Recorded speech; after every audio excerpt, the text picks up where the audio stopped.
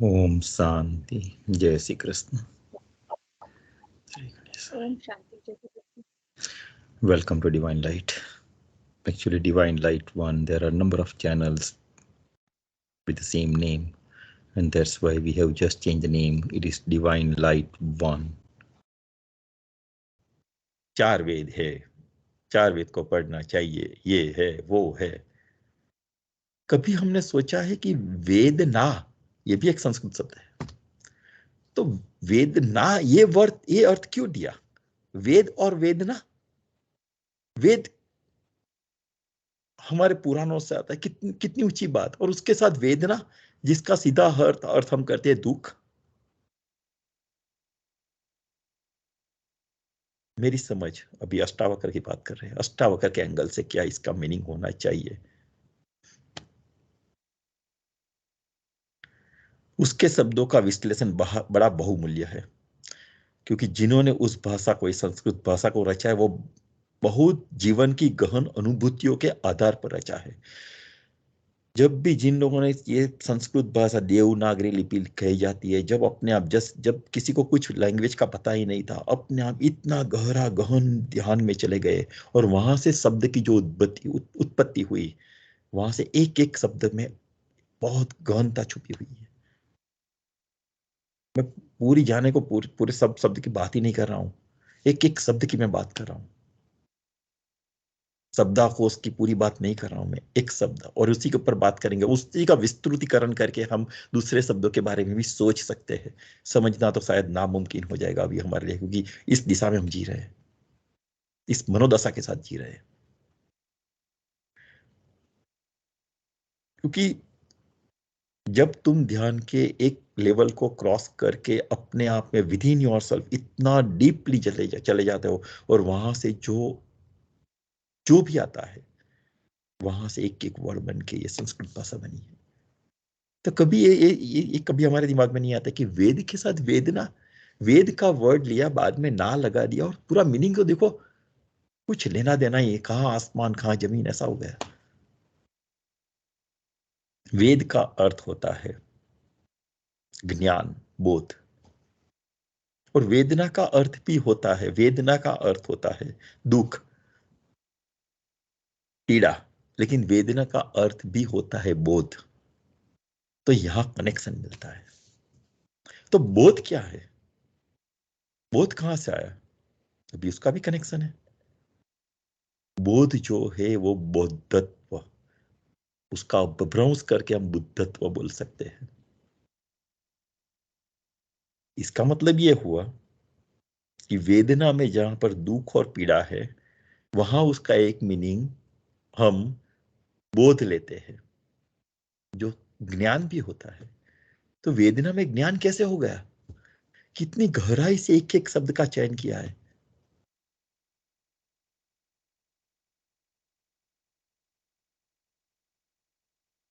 जब भी आदमी को दुख बढ़ता है, दुख कैसे बढ़ता है? जैसे बोध, बोध जो शब्द आया है वो बोझ से एक्चुअली आया है, जो हम अभी अपभ्रंश होके हमारे बोझ बोलते हैं।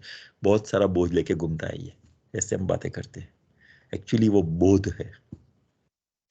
जैसे जैसे बोध बढ़ता है, दुख बढ़ता है। अगर दुख के बढ़ने से घबरा जाते हैं हम लोग, तब हमारे पास एक ही उपाय बचता है कि बोध को कम कर दो, बोध को छोटा कर दो। इसलिए हम लोग क्या करते हैं, एग्जाम्पल देता हूं। मानो कि कुछ लग गया, एक्सीडेंट हो गया, बराबर, बहुत पीड़ा हो रही है, उसके साथ बोध है। वो पीड़ा तो अपनी जगह वो वहां पर है, लेकिन वहां पर जो वेन्स जा रही है उससे वो वहां कनेक्ट नहीं कर पा रही है। तो उसके लिए बोझ, वेन्स के ऊपर वो बोझ बढ़ जाता है। तो हम लोग क्या करते हैं, एस्पिरिन लेते हैं, पेन किलर लेते हैं, एस्प्रो लेते हैं, ब्ला ब्ला ब्ला जो भी लेते हैं। और ऐसा करते करते करते कहां पर उसके पास जो बोध जो है, वो बोध तो क्षीण, कम करते जाते हैं, तंतुओं को शिथिल कर देते हैं। ये बोध को कम करना में तंतुओं को शिथिल करना। सर दर्द है, कुछ दवाई ले ली, सर दर्द अपनी जगह है, लेकिन वो तंतुओं को शिथिल कर दिया, इसलिए सर दर्द का इतना अनुभव नहीं होता है, दर्द का पता नहीं चलता है। ज्यादा तकलीफ है, कुछ और बड़ा सोचते हैं। पत्नी भाग गई, पत्नी मर गई, पति मर गया, शराब पी लो। पत्नी मर गई है, तुम उसको जिंदा नहीं कर सकते, लेकिन शराब पीने के तुम अपने बोझ को हटा रहे हो। मरी हुई पत्नी को जीवित तो कर ही नहीं रख सकते, तुम कर ही नहीं रहे हम। पत्नी भाग गई, वो वापिस नहीं आने वाली है, लेकिन शराब पी के बस वो थोड़े समय के लिए भूलने की कोशिश, मीन्स बोझ को कम करने की कोशिश कर रहे हैं। तो बोझ हटाने की कोशिश है ये सब।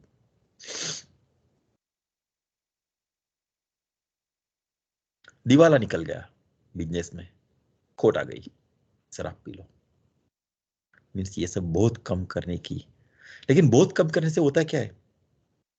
बोझ को कम कर लो तो वेदना कम हो जाएगी।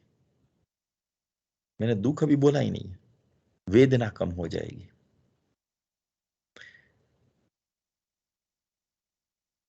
लेकिन हमारे में से 99.99999% लोगों ने ये कला सीख ली है, बोझ को कम करने की, बोझ को कम करने की।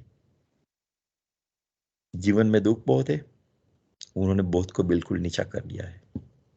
न होगा बोझ, न होगी पीड़ा। लेकिन ये बहुत बड़ा महंगा सौदा है।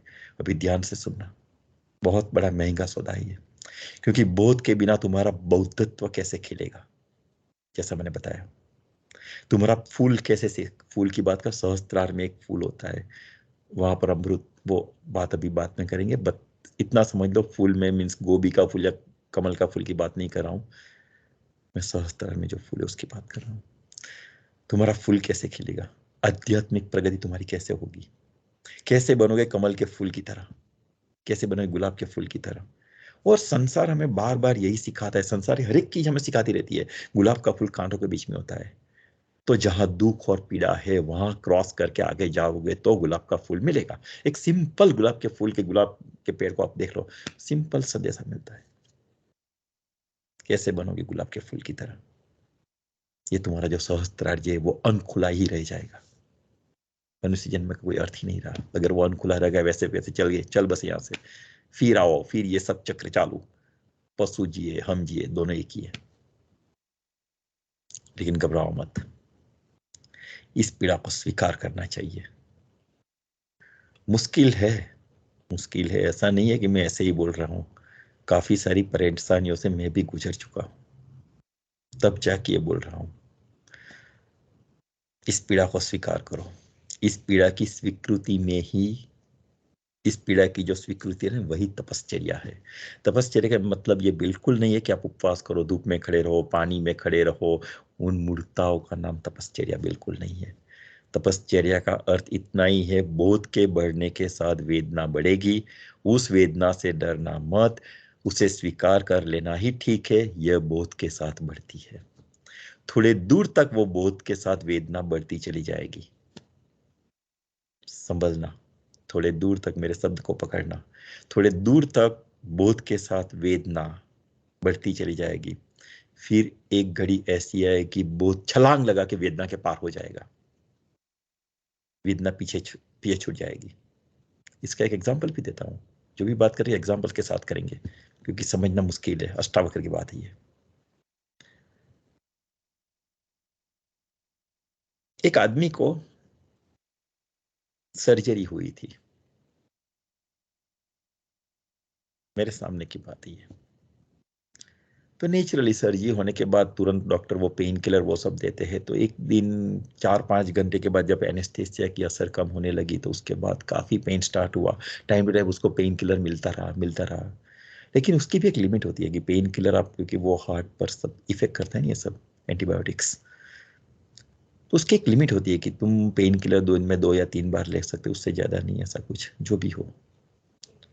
करते गए करते गए, लेकिन वो पेन किलर की अवधि भी 4-5 घंटे। अभी दिन में 3 बार लेनी है, को हर 8 घंटे में लेनी है, लेकिन उसकी उसका जो इफेक्टनेस जो होती है वो 4 घंटे तक रहती है। बाद बाकी जो 2-3 घंटे वो बहुत पीड़ादायक होते हैं। सर्जरी की है, पीड़ा होगी, अनबेरेबल होता है वो पेन। और उस इसी जगह पर मानो कि आपके कोई इंटरनल पार्ट में सर्जरी हुई है, और वहां से बाद में स्टूल पास करना होता है, और जो सर्जरी वो पीड़ा होती है, वो देखने से भी हमें पता चलता है कि आदमी को कितनी, वो पेशेंट को कितनी पीड़ा होती होगी। 1 दिन, 2 दिन, 3 दिन, भी ऐसी जो सर्जरी होती है वो एटलीस्ट 12-15 दिन तो हमें कंप्लीट बेड रेस्ट पर होना होता है। पहले 1 वीक तो वो आदमी बहुत तड़पता था। उसने खाना खाना छोड़ दिया था क्योंकि वो जब भी उसको टॉयलेट जाना होता था तो उससे सहन, उसको देखे हमें भी ऐसा लगता कि ये आदमी कैसे सहन करता होगा। पाइल्स का वो कुछ ऑपरेशन होता है ऐसा कुछ।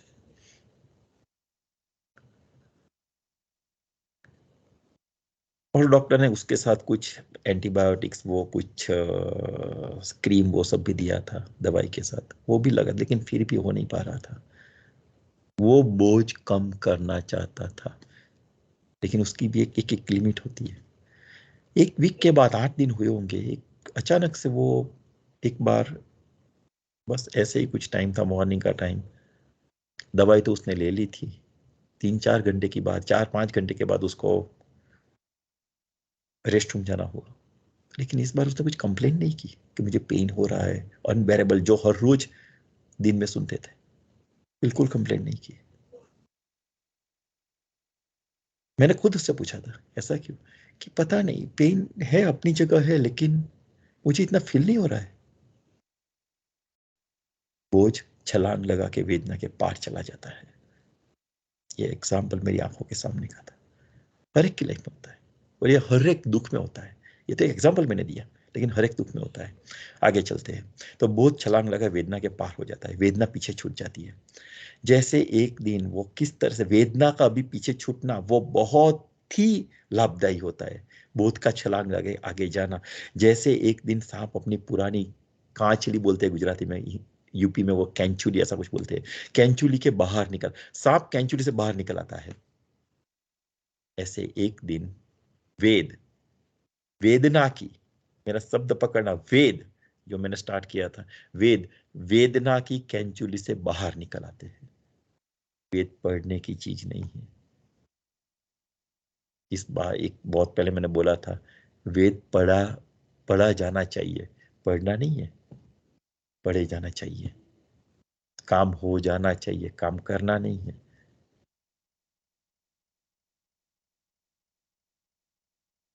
तो वेद वेदना की कैंचुली से बाहर निकल जाता है, बोध वेदना के पार चला जाता है, जैसा मैंने बताया।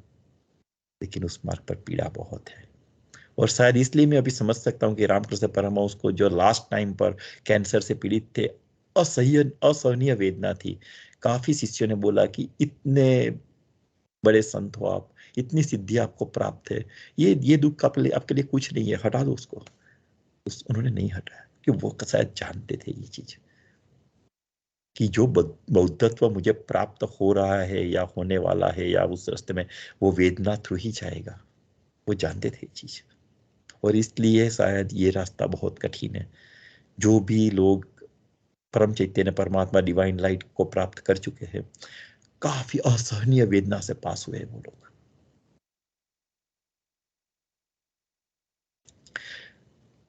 तो दुख है, और शायद इसलिए कुंता ने भगवान श्री कृष्ण से वरदान में यही मांगा था, मुझे हर जन्म दुख मिलता रहे, क्योंकि वो भी शायद ये जानती थी कि दुख के साथ वेदना है, और वेदना से जो बोझ है वो बोझ नहीं निकालना है।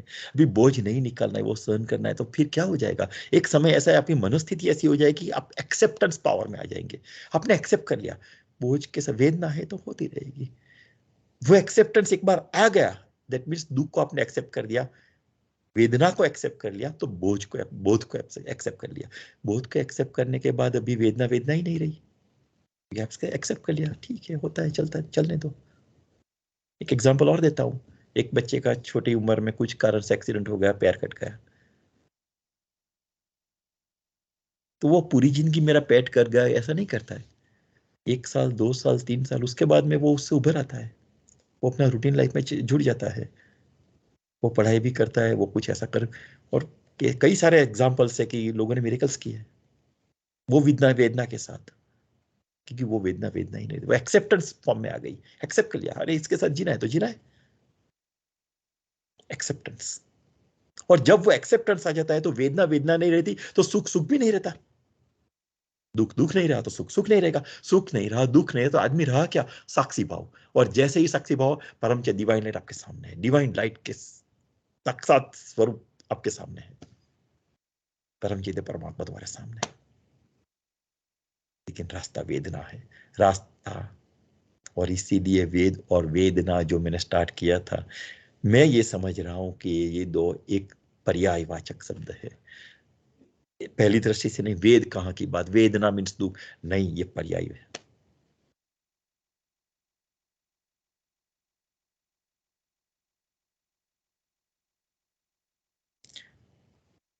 तो जैसे मैंने बताया, मार्ग पर पीड़ा तो है, उसे स्वीकार करना चाहिए, करना पड़ेगा अगर ये रास्ते चलना है तो। उसे इस तरह स्वीकार करो कि वह भी उपाय है तुम्हारे बोध को जगाने का, तुम्हारे बौद्धत्व को जगाने का। ये एक उपाय है जो रामकृष्ण परमहंस ने किया था, जो स्वामी विवेकानंद ने किया था,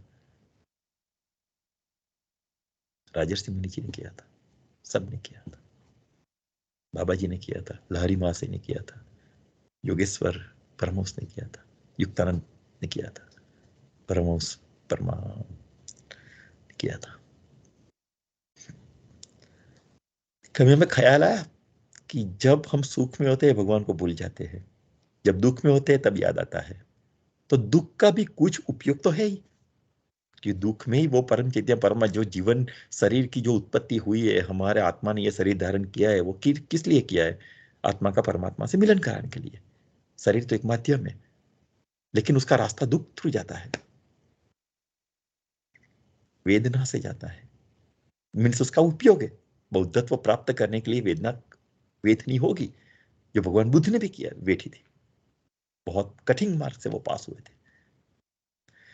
एक एग्जाम्पल, सूफी फकीर का नाम था बाईजिद।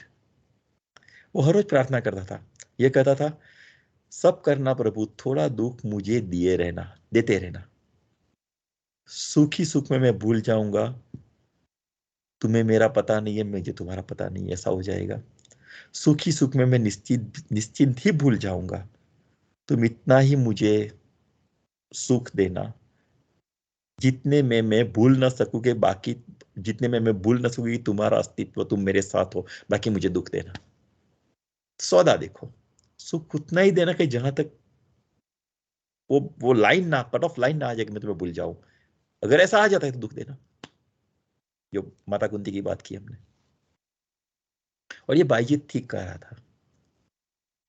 ये कहता है कि दुख रहेगा तो जागरण बना रहेगा। जागरण कहां से आता है? चेतना से आता है। सुख में तो नींद आ जाती है, नींद मीन्स सोने की बात नहीं, भगवान को भूल जाने का जो समय है, वो नींद का समय है। जहां तक हम परम चैतन्य परमात्मा से विमुख हो जाते हैं, वो नींद का समय है, तो नींद आ जाती है। सुख ही सुख में निश्चित ये नींद आती है, सुख में आदमी सो जाता है।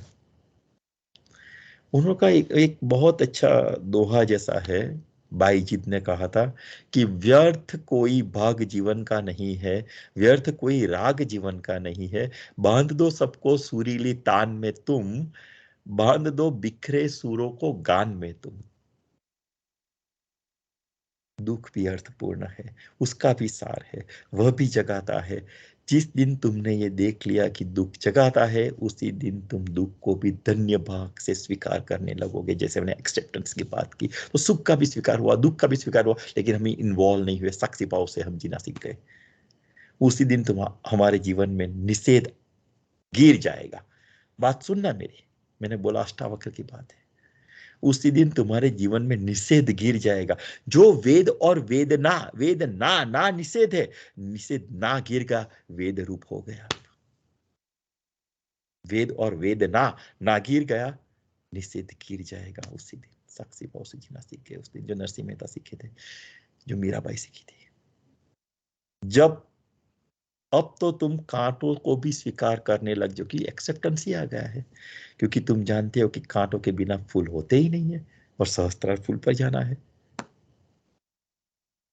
ये गुलाब का फूल कांटों के साथ साथ है, ये पूर्ण रूपक है हमारे आंखों के सामने, लेकिन हम देख नहीं पा रहे। यह बोध का फूल वेदना के साथ साथ है, हम देखते हैं। ओम शांति। ओम शांति। दर्शकों, अगर आपको वीडियो अच्छा लगा है तो लाइक करें, सब्सक्राइब करें।